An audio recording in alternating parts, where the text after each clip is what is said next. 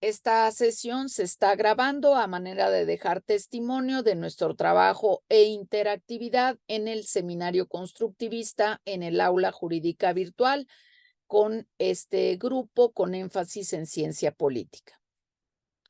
Vamos a iniciar interactivamente colocando en el chat de Zoom su comentario, su comentario, y vamos a iniciar detonando la pregunta: ¿qué formas de Estado conoces? Hay formas de Estado y formas de gobierno.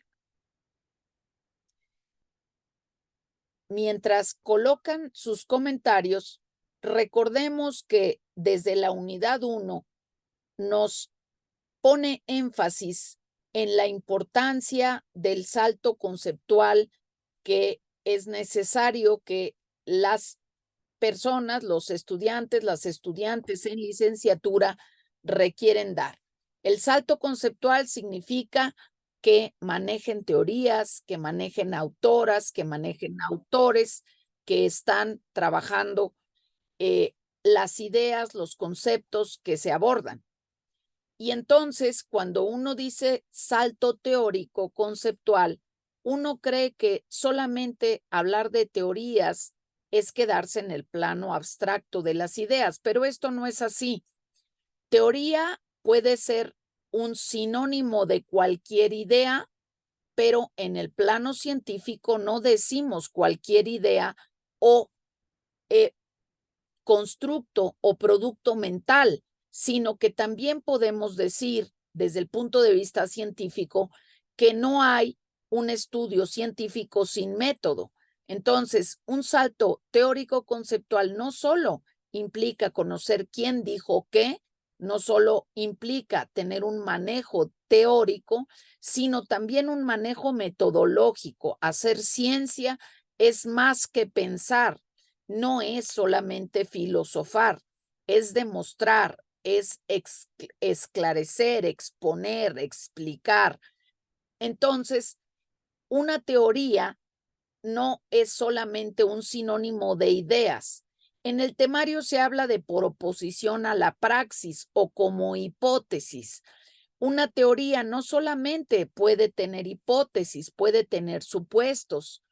Y lo mismo, no podemos eliminar en un enfoque de ciencia política, no podemos eliminar la parte experimental, la parte del enfoque basado en evidencia, la parte pragmática.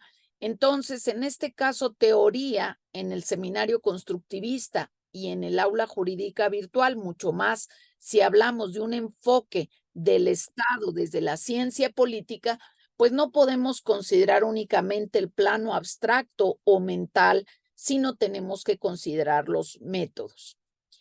Vamos a introducir, mientras están colocando sus comentarios, vamos a introducir justamente esta parte en donde dice compartir pantalla. Vamos a iniciar con pues algunos métodos que ustedes deberían de conocer y que pues por alguna razón a veces no tenemos muy claro.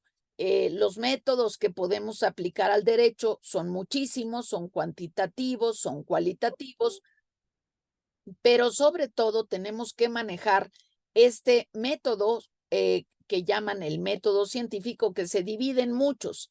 Y aquí manejar el método sistémico en forma sistemática. Sistémico y sistemático no son sinónimos. Sistémico tiene que ver con las correlaciones pertinentes que vamos haciendo, y sistemático quiere decir que lo hagamos bajo un patrón riguroso permanente dentro de un mismo cuerpo, corpus u observable. Por ejemplo, interpretar el artículo tercero constitucional sobre el derecho a la educación a la luz de todos los otros artículos de la Constitución que se verían correlacionados. Entonces haríamos un enfoque sistémico porque estamos tomando como un sistema la Constitución, pero lo haríamos rigurosamente a lo largo de los 136 artículos en forma sistemática, viendo cómo se relaciona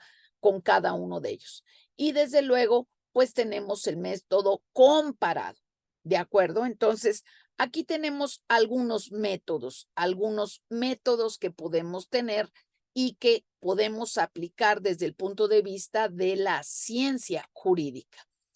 Entonces, vamos a pasar a la siguiente diapositiva, en donde nosotros estamos considerando cómo podemos de una o de otra forma, poder ir tomando en cuenta que hay una serie de métodos en los que usamos siempre modelos. Un modelo es una representación mental de un observable, que puede ser la justicia, que puede ser la democracia, que puede ser el grupo o el universo de personas migrantes en un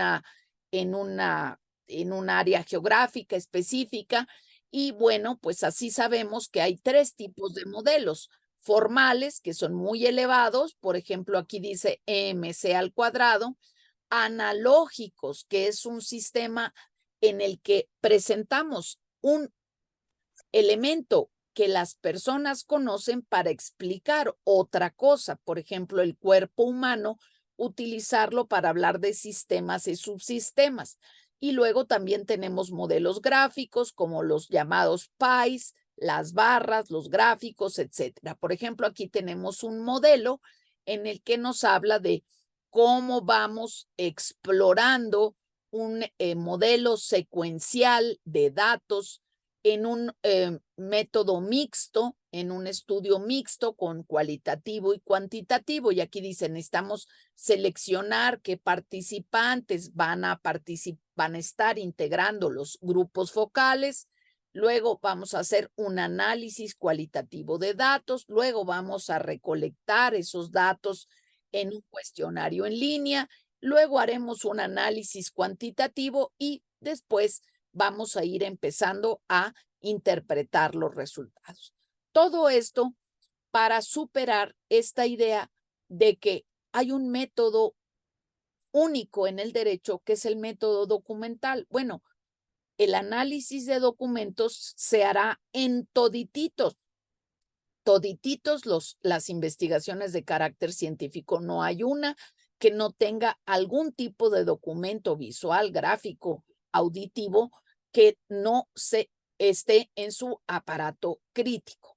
Muy bien, vamos entonces a recordar que lo más importante es siempre tener un marco epistémico, porque si no tenemos preguntas claras y recortadas, nos perdemos. No podemos hacer un estudio que sea con una mínima cientificidad en el nivel de la primaria, de la secundaria, de la preparatoria, pero sobre todo en los niveles universitarios. Entonces, el mundo de la experiencia es vago, es nebuloso. Entonces, en el marco epistémico, el observador precisa su mirada y recorta la situación problemática o el problema. Acuérdense siempre que vamos a tener una lógica óntica, una especie de diagnóstico del ser, y por el otro lado, una lógica deóntica. Es que debemos de respetar, es que debemos de dejar primero a los niños y a las personas adultas mayores. El deber ser lo determina cada tiempo y lugar, cada sociedad, pero no porque determinemos un deber ser, por ejemplo, no mentir, eso significa que ya nadie va a mentir. Entonces no se puede confundir el mundo del ser con el mundo del deber ser. El deber ser tiene unas características y entonces pretende performar, diseñar el futuro, pero eso necesita herramientas, no es automático. Entonces, el marco epistémico va a tener esta pregunta conductora, delimitadora, que nos permite construir el sistema en observación y luego apoyarlo tanto en evidencia empírica que podrían ser hechos como en evidencia empírica jurídica, es decir, aquí están estas normas internacionales, nacionales, locales, estas normas oficiales. El marco jurídico también es un material empírico, porque ahí está, lo podemos consultar, lo podemos tocar. Ahora, cómo se interprete ese marco jurídico es otra cosa. Y entonces a partir de ahí vamos estableciendo estrategias o propuestas.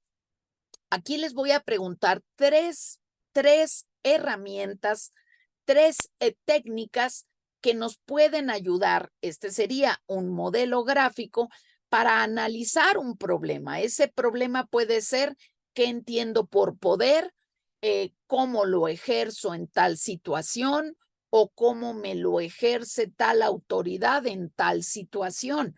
Entonces, esta técnica del árbol lo que nos dice es, piensa en el tronco como el problema, como la situación problemática, sea una situación de hecho o una situación de conocimiento. Quiero saber cómo definir a la democracia deliberativa. Bueno, pues ese es el problema. Las causas del problema se identifican con las raíces del árbol y la fronda nos muestra los efectos o consecuencias de ese problema. Esta es una técnica. Otra técnica que podemos emplear, que a mí me gusta mucho porque nos ayuda a desarrollar pensamiento crítico, tiene mucho que ver con, no sé si puedo quitar esto, no sé si lo puedo quitar porque me tapa aquí cosas. Bueno, aquí esta técnica se llama la espina de Ishikawa. Y la espina de Ishikawa, vamos a poner esto aquí tantito, es creada en 1943 y perfeccionada por Iguro Kaoru Ishikawa eh, para mostrar en forma esquemática en este modelo de pez las posibles causas y procesos de un problema o efecto específico para organizar con esta especie de espina de pescado estos diferentes procesos prioritarios que inicialmente estaban relacionados con la producción a gran escala, la producción industrial, pero este diagrama no se limita a la calidad total o al control de calidad, sino que puede ser empleado como la técnica del árbol para ver causas y efectos y poner un primer peldaño en el análisis sistémico de correlaciones. Entonces acá, por ejemplo, vemos el tema del ambiente y acá tenemos el poder de las personas, tenemos los métodos, las máquinas, las medidas, qué medidas tenemos, tenemos las partes de la madre naturaleza que queremos analizar, el problema específico tal vez de contaminación o de daño ambiental y algunos tipos de materiales que pueden ser las mismas fuentes que estamos consultando. Muy bien. Entonces, aunque los usos comunes de esta técnica puede ser el diseño de productos o de soluciones para un problema, bueno, pues lo primero que es una plantilla de diagnóstico, como si pusiéramos aquí, por ejemplo, de qué trata la política de Aristóteles y entonces empezar a trazar aquí algunos de los capítulos y sus contenidos. Las causas o estos elementos de diagnóstico se agrupan en categorías. Entonces, esta podría ser una buena técnica para ver de qué se trata.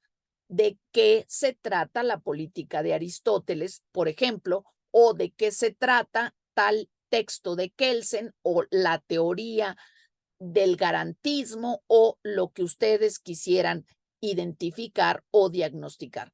Pero como todo en la vida, las técnicas, las herramientas, los instrumentos no son ni la respuesta perfecta ni lo más trágico. Depende cómo lo use y lo aplique el intérprete, la intérprete, es decir, tú.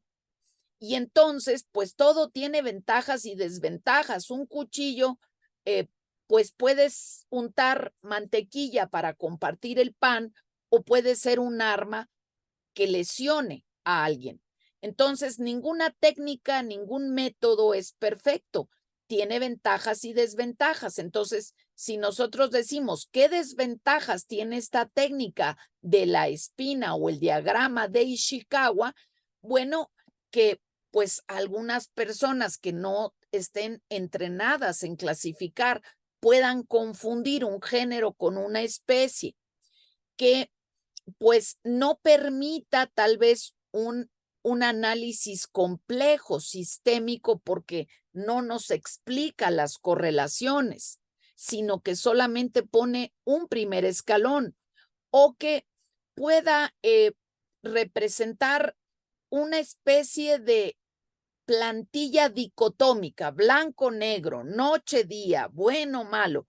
Y estos tipos de análisis pues no ayudan en temas complejos.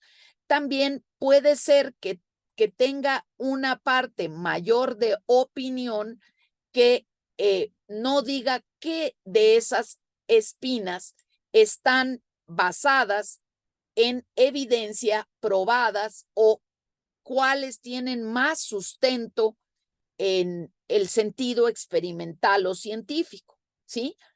Bueno, esas son las desventajas, pero las ventajas es que puede establecer algunas relaciones primarias entre causas y efectos, puede tener una gran profundidad como una primera tormenta de ideas en donde salen muchas ideas como en un mapa mental que al centro empiezas a poner el gran título o el gran tema y empiezas a tener una tormenta de ideas para ver cuántas ramificaciones puede tener. Y puede tener también una ventaja de que ayude a priorizar las causas más relevantes. Entonces, estas herramientas son formas en las que tú puedes aproximarte a un texto. Primero, formulándole preguntas a partir de su índice, de sus epígrafes principales, de tus intereses principales o del encargo que tú tengas, del ejercicio de reforzamiento que tú tengas. Entonces, puedes usar un mapa mental, puedes usar un organizador gráfico como es este diagrama de la espina de Ishikawa o el árbol de el árbol de problemas. Una cosa muy interesante que no está propiamente diseñada por Ishikawa, pero que la hemos usado en el seminario constructivista, es que para desarrollar pensamiento crítico es muy necesario pensar en blanco y negro, como si te hicieran una radiografía. A veces no sabemos definir las propiedades de algo, como la democracia deliberativa o los modelos de comunicación familiar, pero sí sabemos lo que no es. Entonces, esto que no es un marco que nos puede ayudar a precisar o a hacer emerger lo que sí es. ¿De qué no trata la política de Aristóteles o de qué sí trata? Y luego ir empezando a priorizar.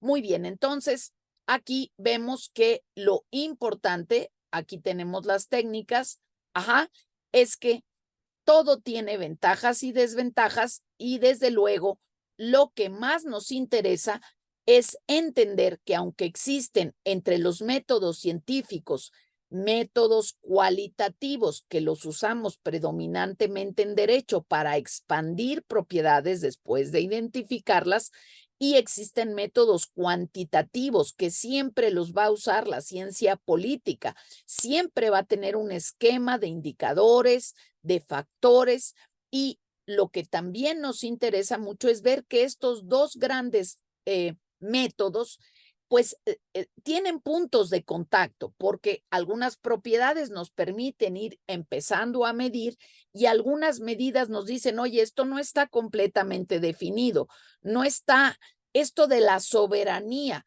¿Tiene un indicador? Sí, pues por ejemplo, ¿cuántas decisiones toma un estado cuántas decisiones autónomas toma un Estado en el contexto de la política energética, en la política petrolera. ¿Qué tanto México fija el precio del petróleo? Pues sí puede influir, pero no lo determina, porque desde los años 60 tenemos organizaciones petroleras que están diseñando esos precios. Entonces podríamos ir viendo cuantitativa y cualitativamente estas decisiones soberanas en materia de precio del petróleo, qué tan soberanas son. Pero la investigación jurídica siempre va a requerir un marco hermenéutico, un marco positivo, que es el marco de los derechos, deberes y libertades fundamentales, y su método, porque en el artículo 1 constitucional te dice que los derechos y los deberes y las libertades son interdependientes, que no van solas, que no van caminando solas, sino que se interrelacionan, no son divisibles y en muchos de los casos se fusionan de maneras muy complejas, generando conflictos de normas en el tiempo, en el modo y en el lugar. Por eso, también tenemos que ver qué fuentes debemos consultar en el enfoque científico. Hay fuentes primarias, fuentes secundarias, fuentes terciarias. Las fuentes primarias parten de las ideas, de las exposiciones, de la teórica, del teórico, de la autora o el autor y de sus ideas. No están reelaborando. No es Graciela Steines interpretando a Kelsen, sino es Kelsen hablando sobre sí mismo y sus teorías. En cambio, en las fuentes secundarias, pues eres tú, soy yo, interpretando a tal autor Z, B o H. Entonces, las fuentes secundarias sí intermedian, reelaboran, reinterpretan, sintetizan, intermedian, reelaboran, interpretan, sintetizan, como la investigación IRIS. Y las fuentes terciarias son aquellas que nos llevan a las secundarias o a las primarias. Yo no puedo hacer una investigación científica sobre la participación política de los estudiantes universitarios del nivel licenciatura entre 18 y 20 años sin ningún informe. Yo necesito un enfoque basado en evidencias de lo que reporta el INE, de lo que reporta el INEGI, y entonces esos reportes son fuentes primarias. Yo no puedo nada más decir, es que hay muchos estudiantes. Bueno, ¿quién eres tú o cómo estás reinterpretando que son muchos o pocos? Entonces, si yo digo en un informe que estoy interpretando el informe del INEGI, pues entonces yo soy una fuente secundaria que está interpretando una fuente primaria, informe del INEGI, y la página de en donde saqué el informe del INEGI es una fuente terciaria. Las fuentes terciarias son repositorios, abstracts, tesauros que nos llevan a las fuentes secundarias o primarias. Una cosa que es muy importante anotar es que la calidad de la fuente no determina la calidad de una idea de investigación. Yo puedo tener tal vez una fuente que no es primaria, una fuente muy mundana, y sin embargo generar una super idea de investigación. Entonces, esto es muy importante y voy a cerrar muy rápidamente para dar respuesta y leer algunos de los comentarios, pero vamos a terminar en 2 minutos comentando lo siguiente. La política de Aristóteles no solo nos habla de la felicidad, del agua, del espacio geográfico, no solamente nos habla de las estructuras, de la ciudadanía, de las características del Estado, de cómo se clasifican las constituciones, sino que es el primer estudio de ciencia política, el primer estudio empírico que toma empíricamente más de 100 constituciones para explicarlas. Si ustedes no tenían considerado esto, la Constitución decreta dice esto sí se cumple, esto no se cumple, no podemos dar una respuesta total. Entonces, con esta forma de analizar el texto, sin entrar en estudios narratológicos, sino simplemente en un primer diagnóstico o revisión preliminar, cuántos libros tiene, cuántos títulos tiene, cómo están divididos o subdivididos. Ajá, esto es lo primero que nosotros teníamos que tener en cuenta, además de las circunstancias de tiempo, modo y lugar, cuándo se hace, cómo establece, por ejemplo, la justificación de las libertades o de la privación de libertades y las fuentes también que cita. Pero les diría yo, lo primero que tenemos que tener en cuenta entonces es la estructura del texto para saber de qué se trata sin llegar a reinterpretar al grado de distorsionar el contenido y, por supuesto, que esa estructura también tiene que tener la parte metodológica. Entonces, ¿de qué se trata la política de Aristóteles? De la estructura del Estado a partir de 100 constituciones y que particularmente es el primer estudio empírico de la antigüedad, porque a partir de ese material empírico hace una contrastación metodológica con las sociedades, qué se cumple, qué no se cumple, y con esto podemos dar por satisfechos varios de los objetivos que teníamos pendientes para el día de hoy. Y ya que hay una visita al Senado y varios y varias de ustedes no han estado en el día de hoy, la evaluación se aplicará en próxima sesión. Dejamos de grabar y